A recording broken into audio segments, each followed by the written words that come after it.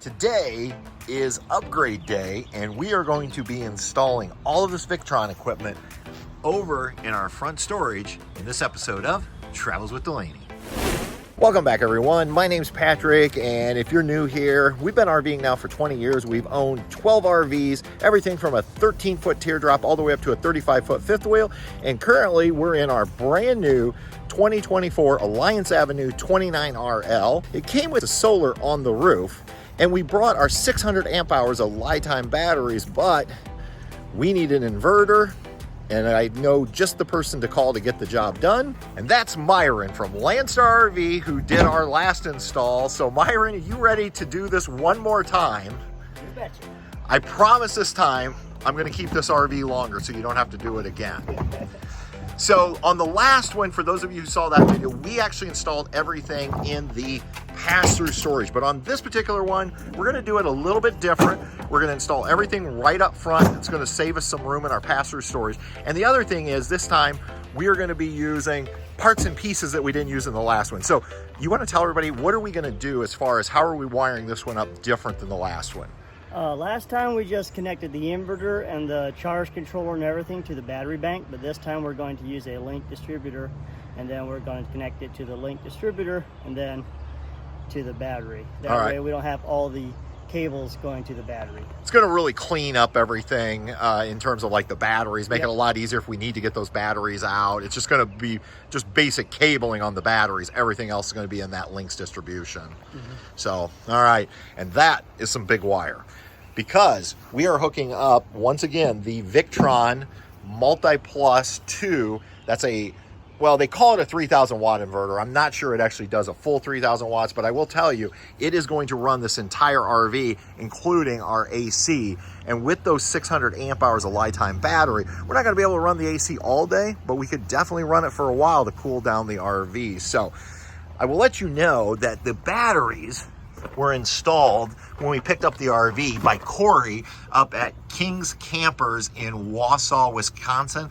Highly recommend them. If you haven't seen our tour video and our purchase video, I talk very highly of King's.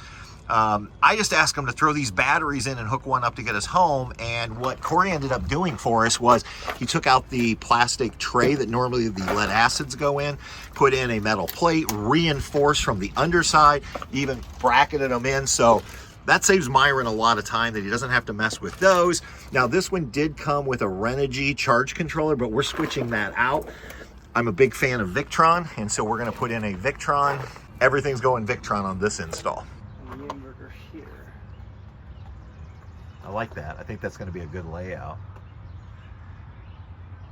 It's gonna be nice and clean too with the wiring. Nah, then we'd have to crisscross. Yeah, I better deal with that. Because thinking if we move it over here, Right. then we'll have to cross these wires and these wires. Okay. So I'll go like this, that way these come down and these go over. Yeah, makes sense to me. Whatever you think is best.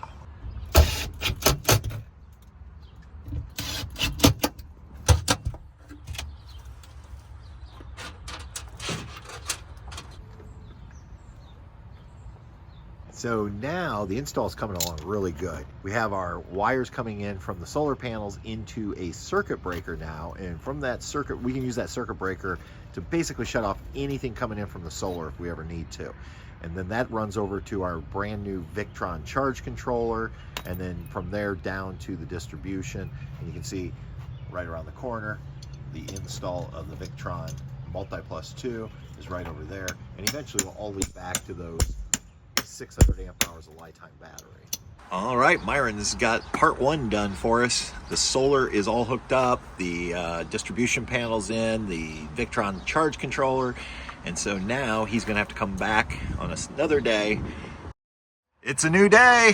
Myron, you're back. Yep, so we're back. What's planned today? The plan today is to get the power from the inverter to the distribution box. That way you can power the whole coach just through the inverter. Okay, so it sounds like an easy job, but shouldn't be too bad. Shouldn't be too bad. No. Biggest challenge is going to just be getting wires from here back to where we're tapping in. And making it, Yeah, and I know you're really worried about keeping things clean. trying to, months. Yeah. And I should mention, this is a couple days later, and I had posted some photos, Myron, of the work you had done. Tons of people are saying what a clean install you've done, and I know you told me when you left, like, I've got to clean that up. So just thought I'd tell you, people think it's clean already, what you've gotten done so far. So all right, well, I'll let you get to work, and we'll check back in later, but this is awesome. All right, I saved you all of the details of the install. So what Myron has done here is he has tapped into the incoming power, put in a metal box that you'll see right there, just spliced in. And so we've got the lines, which you don't even see. He's done such a great job. Let me pan out. He's ran them along here. I don't know if you can even see those. And then right here. Now, he had talked about running them under the underbelly and up, but I said, let's do the easy way, because honestly, we already have this pipe and these water lines here, so we're not really losing any space. But he tucked them up nice and neat, has them all wrapped, and then come down here to this junction box. So now the inverter is operational. We've just been running some tests on it. We've ran both ACs off of it, and it seems to be working. Let's go to the front bay and I'll show you what he's got out there.